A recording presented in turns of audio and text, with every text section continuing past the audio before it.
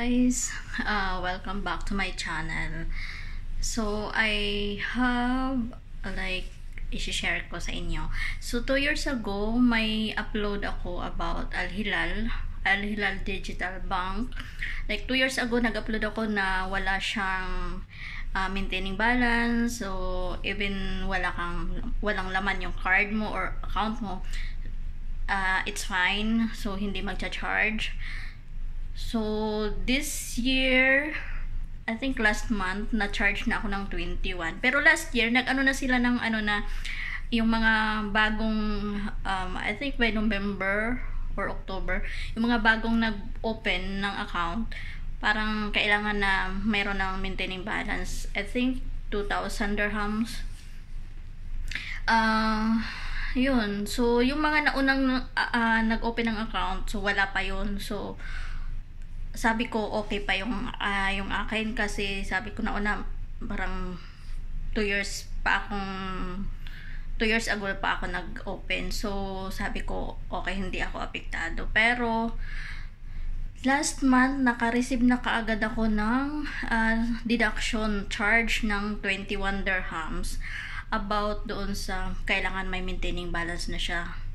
So ayun, so effective na talaga siya, hindi lang sa mga new open na account. So kasama na yung mga dati.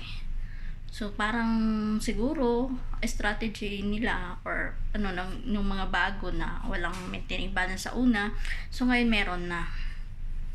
So yan so kailangan lagyan ng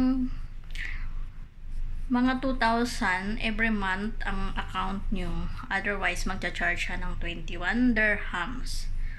So kung pwede mo naman, dapat alam mo lang kung kailang i-charge yung So pagkatapos nun pwede mo nang gamitin, 'di ba? So yun, may bawas na siya. So sayang din ang 21 dirhams, no? Sayang din. So kung hindi ka pa magpapadala or di mo pa gagamitin yung pera mo, so doon mo muna siya, huwag mo muna siyang gamitin, lagay mo muna. So hanggat hindi pa nag-ano yung 21 dirhams, hindi pa, kasi pag once na nabawasan na siya or wala na siyang tatanggalan ka na ng 21 dirhams. Buti nga 21 dirhams, other banks they charge 25 dirhams, ganon.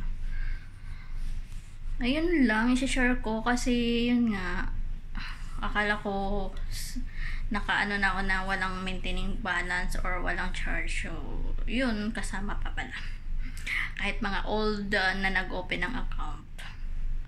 So yun lang, till next time.